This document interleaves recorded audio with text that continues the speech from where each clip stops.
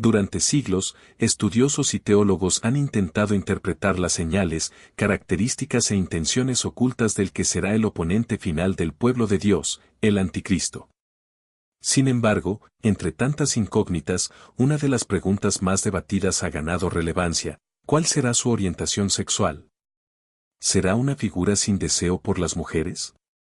¿Homosexual, asexual o alguien completamente desconectado del afecto humano? El libro del profeta Daniel, en el capítulo 11 verso 37, declara: no mostrará interés por el Dios de sus padres ni por el amor de las mujeres. A partir de esta frase, las interpretaciones han sido numerosas. Algunos expertos consideran que esto revela una inclinación homosexual o una perversión moral en desafío directo a todo lo que Dios estableció. Otros creen que se tratará de un individuo frío, desprovisto de cualquier tipo de afecto, enfocado solo en el poder y la manipulación. También hay quienes interpretan esta falta de interés por las mujeres como una señal de su compromiso absoluto con el control, sin distracciones ni lazos emocionales. Más allá de las diferencias interpretativas, hay un punto común: el Anticristo no manifestará compasión, afecto ni vínculos humanos genuinos. Y esto podría ofrecernos señales reveladoras sobre su esencia, su personalidad y su impacto en una sociedad que, cada vez más, se aparta de los principios divinos. Querido espectador, en este video compartiremos nuestro punto de vista sobre esta temática. Aclaramos que se trata de una interpretación fundamentada en las Escrituras, pero respetamos otras perspectivas que puedan tener estudiosos y creyentes, siempre en un espíritu de respeto y unidad en la fe. Antes de continuar, queremos saber tu opinión. ¿Cuál piensas que será la orientación del Anticristo? Déjanos tu comentario. Comencemos. A lo largo del tiempo, tanto en el ámbito de la teología como en el estudio profético, han surgido muchas preguntas sobre quién será el Anticristo, incluyendo su carácter, comportamiento moral y su relación con el orden natural establecido por Dios. Una de las discusiones más frecuentes en algunos círculos escatológicos gira en torno a si tendrá una inclinación homosexual. Esta idea no surge de un pasaje directo, sino de una lectura particular de un versículo en el libro de Daniel, así como de ciertos indicios culturales y espirituales que, según algunos intérpretes, marcarán al hombre de pecado. En Daniel 11:37 se dice lo siguiente sobre este personaje: no respetará al Dios de sus antepasados ni mostrará amor por las mujeres, ni rendirá culto a ningún Dios, sino que se ensalzará por encima de todos. Este texto ha sido interpretado de distintas maneras. Analicemos tres de ellas. Interpretación que apunta a una inclinación homosexual. Esta corriente sostiene que el Anticristo no sentirá atracción por las mujeres debido a una desviación respecto al diseño original. Algunos autores modernos, al observar el avance de ideologías de género y la normalización de ciertas prácticas en gobiernos y organismos internacionales, consideran que este detalle podría representar una encarnación de esa rebelión sexual en su propia vida. Su falta de interés por las mujeres sería entonces un símbolo de una agenda corrompida moralmente. Interpretación que lo describe como alguien estratégico y emocionalmente frío. Otros opinan que el Anticristo no será homosexual, sino una figura completamente alejada de cualquier afecto humano. No tendría interés en el amor, la familia o las relaciones sentimentales, como una decisión calculada para no permitir que ningún vínculo emocional interfiera con su objetivo de dominación total. Desde esta visión, sería una persona sin empatía, movida únicamente por la ambición y el poder. Interpretación vinculada al ascetismo pagano. Algunos estudiosos conectan este versículo con prácticas de antiguos monarcas que, en su búsqueda de divinización, renunciaban a los afectos humanos para presentarse como superiores a los mortales. En esa misma línea, el Anticristo despreciaría todo lo humano, incluso el amor natural entre hombre y mujer, para elevarse a sí mismo como una divinidad. Así, su desinterés por las mujeres sería parte de su estrategia propagandística, una manifestación blasfema de su falso mesianismo. Más allá de las diferentes posturas escatológicas y teológicas existentes, quiero compartir con respeto mi opinión personal sobre la sexualidad del Anticristo. Basándome en las Escrituras, en el contexto actual que vivimos y en el clima de confusión creciente que envuelve al mundo, estoy convencido de que el anticristo tendrá una orientación homosexual, no como algo oculto o personal, sino como una expresión pública, desafiante y contraria al diseño original establecido por Dios. Considero que el desprecio por el amor de las mujeres, mencionado en Daniel 11:37, debe entenderse no como un recurso simbólico, sino como una evidencia literal de su condición.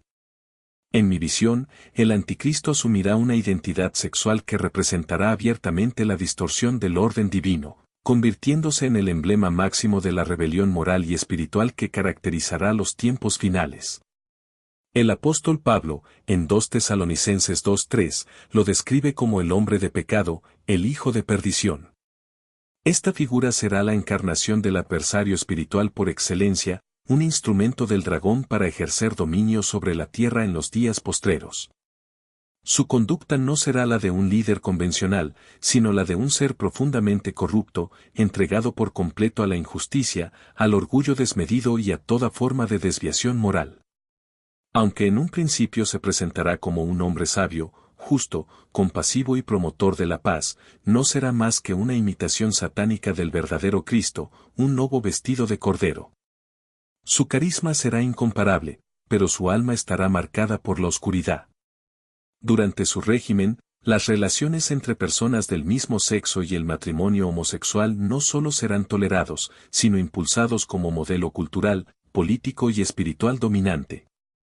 Serán promovidos no como opción, sino como símbolo de progreso, libertad y modernidad. Todo lo que represente el diseño original del Creador será objeto de burla, ataque y eliminación.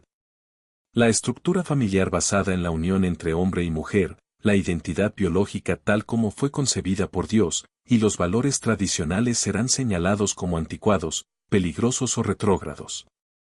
Esta corriente no es nueva.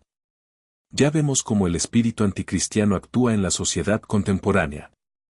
Políticos, celebridades, deportistas, artistas y empresarios poderosos han declarado abiertamente su homosexualidad. Lejos de ser criticados, son exaltados, promovidos y hasta idolatrados por muchos. La humanidad se enorgullece de una libertad que, en realidad, representa una abierta rebelión contra los principios divinos. Esta misma distorsión se ha observado a lo largo de la historia, especialmente en las civilizaciones más decadentes.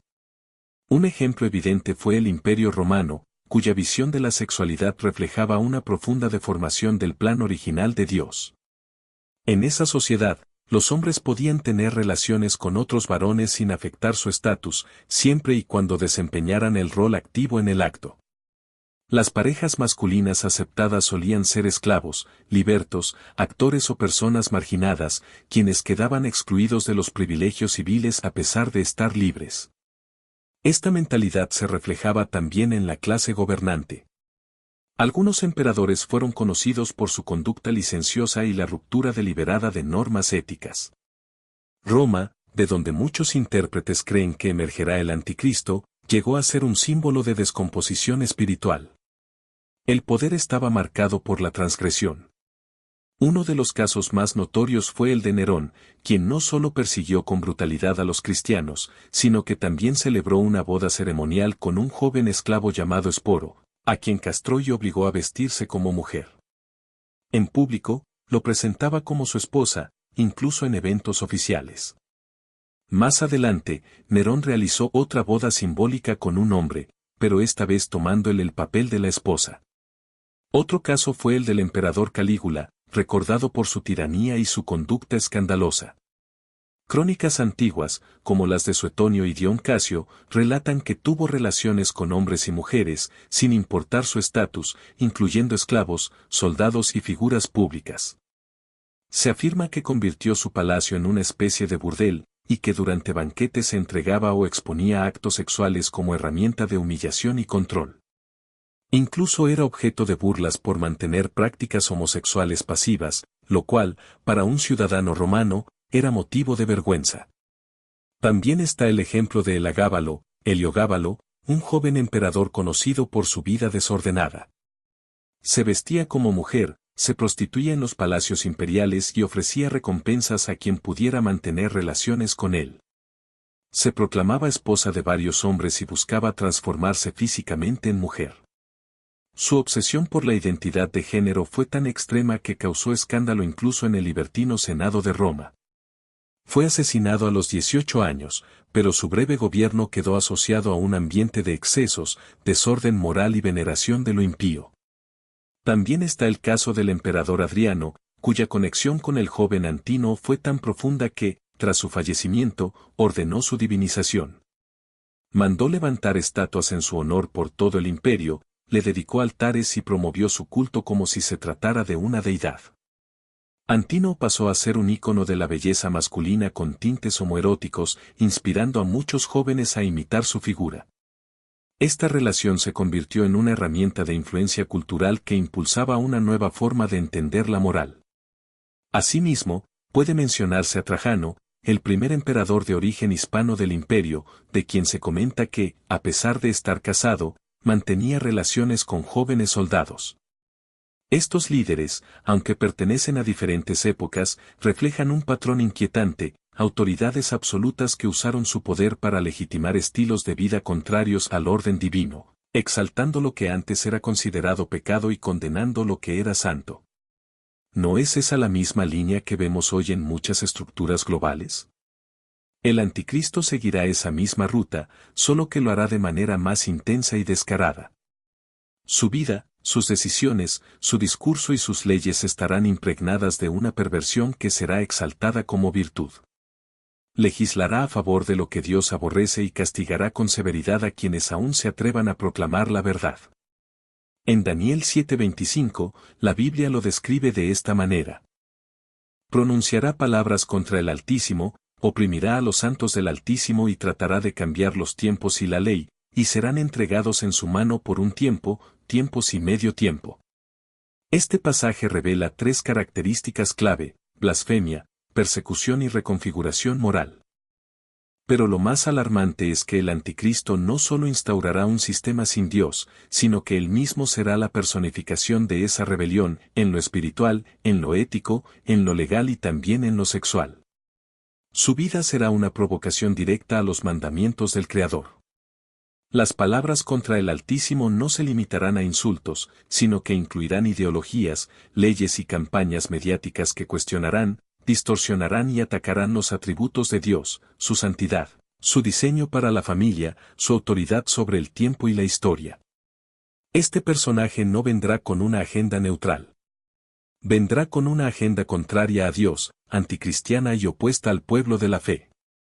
El libro de Apocalipsis 13, 5-6 también nos ofrece una imagen impactante: se le dio boca que hablaba grandes cosas y blasfemias, y se le dio autoridad para actuar por 42 meses. Y abrió su boca en blasfemias contra Dios, para maldecir su nombre, su tabernáculo y a los que moran en el cielo. Estas palabras, en combinación con Daniel 7:25, nos permiten entender mejor el perfil espiritual del anticristo. Será un líder con poder global, con un discurso venenoso y una vida completamente alejada de los principios divinos. Su rebelión no se expresará solo con palabras, sino con una forma de vida que desafía radicalmente a Dios. El versículo de Daniel también dice que oprimirá a los santos del Altísimo. Esta opresión no se limitará a lo físico, sino que incluirá ataques psicológicos, censura, discriminación económica y difamación. No solo habrá mártires, sino también creyentes silenciados, intimidados y castigados por mantenerse fieles a la verdad bíblica. Apocalipsis 13:7 añade: y se le permitió hacer guerra contra los santos y vencerlos. También se le dio autoridad sobre toda tribu, pueblo, lengua y nación. Daniel también indica que el anticristo pensará en cambiar los tiempos y la ley. Este verbo sugiere intención, estrategia, planificación. Él tratará de rediseñar el sistema moral y espiritual, convirtiendo lo que antes era pecado en algo celebrado, y condenando lo que antes se consideraba virtud. Redefinirá conceptos fundamentales: matrimonio, género, amor, justicia y verdad. Esto ya está ocurriendo hoy en día, como antesala de su gobierno, pero con él alcanzará su máxima expresión. Parte central de su agenda será la glorificación de la inmoralidad sexual, en especial la homosexualidad, que será vista como expresión suprema de libertad e identidad. Pablo, en Romanos 1, 26-27, ya había advertido que esta práctica no solo es un pecado, sino el resultado visible de una mente torcida, entregada por Dios a pasiones vergonzosas como forma de juicio por haber cambiado la verdad por la mentira. El anticristo no verá su sexualidad como un asunto íntimo, sino como una bandera ideológica, un símbolo de rebeldía, un arma contra el Dios que creó al ser humano con un propósito santo. Lo que antes era considerado anormal será exaltado, y lo sagrado será perseguido. Pero esta depravación no será solo un asunto individual. Será parte de un sistema global. El anticristo liderará un mundo ya moldeado por ideas demoníacas, entre ellas, las que promueven el pecado sexual como derecho, como causa de orgullo y como fundamento identitario. La expansión mundial de la ideología LGBTQ+, y otras similares, no es un accidente, es parte del camino que está preparando al mundo para recibir y aclamar a un líder que representará su rechazo abierto al Creador. Todo esto encaja con lo que afirma Apocalipsis 9, 20-21. Aún después de experimentar juicios devastadores, la humanidad persistirá en su rechazo al arrepentimiento. La Biblia lo deja claro. En Apocalipsis, se nos dice que los sobrevivientes de las plagas no se volvieron de sus caminos malvados. No dejaron la idolatría, ni abandonaron la adoración a demonios o figuras hechas de metales preciosos, piedra o madera, incapaces de ver, oír o caminar. Tampoco renunciaron a sus homicidios, hechicerías, prácticas sexuales impuras ni a sus robos. Este pasaje retrata el estado moral irreparable de la humanidad en los últimos días. Y entre los pecados mencionados, uno resalta con una intensidad profética innegable, la inmoralidad sexual. En el idioma original del Nuevo Testamento, la palabra usada es porneia, que abarca toda forma de distorsión del diseño sexual divino, adulterio, relaciones entre personas del mismo sexo, incesto, prostitución, pornografía, masturbación compulsiva y cualquier práctica que pervierta la intención sagrada de la sexualidad. No se trata de una transgresión escondida, ni de una debilidad tolerada. Es una conducta celebrada, blindada legalmente y elevada como estandarte cultural. Y lo más alarmante, ni siquiera los castigos divinos harán que las naciones se arrepientan. A pesar del dolor colectivo, de la muerte generalizada, del cumplimiento exacto de las advertencias proféticas, la gente seguirá prefiriendo su pecado a la verdad. Esto es una revelación profunda. La impureza sexual será una de las cadenas más fuertes que sujetarán al mundo al sistema del anticristo. No será simplemente una falla humana, sino un grito desafiante contra el Creador. Una generación entera dirá con su estilo de vida, no queremos tu gobierno.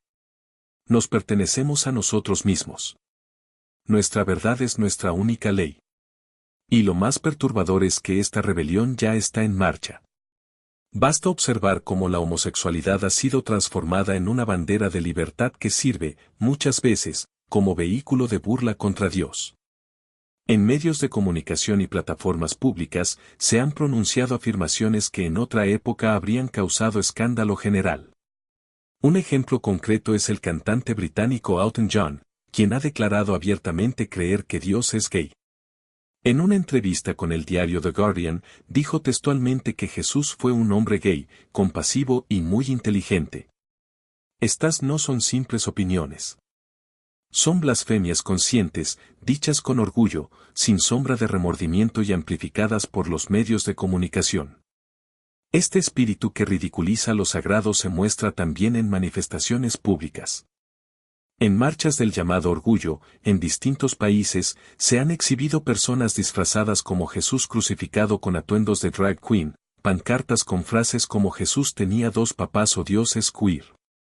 Algunos eventos han incluido representaciones paródicas de la Santa Cena, con personas semidesnudas o transgénero imitando a Cristo y sus discípulos.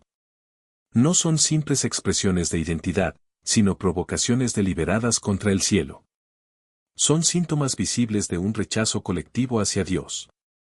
Y lo más preocupante es que ese mismo espíritu ya ha penetrado muchas iglesias.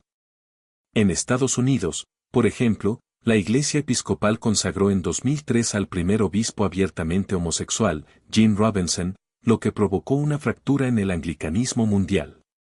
Algo similar ha ocurrido con otras denominaciones, la Iglesia Luterana Evangélica de América, la Iglesia Unida de Cristo, la Iglesia Presbiteriana, y sectores de la Iglesia Anglicana en Canadá y el Reino Unido han comenzado a bendecir uniones homosexuales, ordenar ministros LGBTQE y predicar una versión diluida del Evangelio.